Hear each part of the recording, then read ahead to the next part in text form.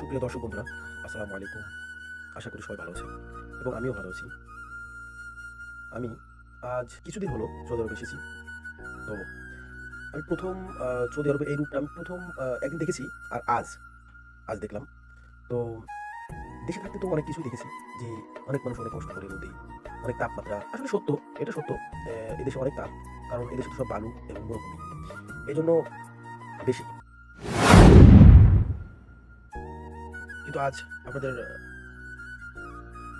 এদেশের আবহাওয়া যখন খারাপ মানে বলতে যখন বাতাস হয়, অতিরিক্ত বাতাস হয়, তখন এদেশের মানে দেখতে এর ভয় মানে রূপটা কেমন হয়?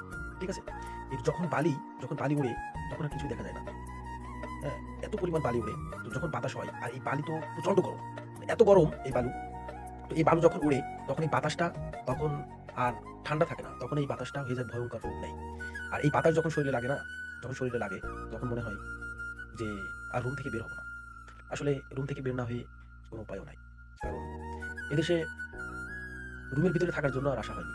তাই যদি হতো তাহলে তো দেশেই থাকতাম। এদেশে কেন আসলাম, তাই না? যাই হোক, সবকিছু বাধা, সবকিছু পেরিয়ে থাকতে হবে এবং সাকসেস হওয়ার সেই মন মানসিকতা নিয়েই থাকতে হবে আরকি। কিছু করার নাই। এটাই জীবন। দেশে থাকলেও করতে হবে, এখানে থাকলেও করতে হবে। তো এখানে আরকি এই সিচুয়েশনটা আমি ২য় বার দেখলাম। তো এইজন্য আরকি ভাবলাম দেশে থাকতে তো সবাই অনেক কিছু দেখেছে। কিন্তু এই যে পরিমাণ বালু উড়ে, দেখেছেন? দেখা যাচ্ছে না। কি অবস্থা!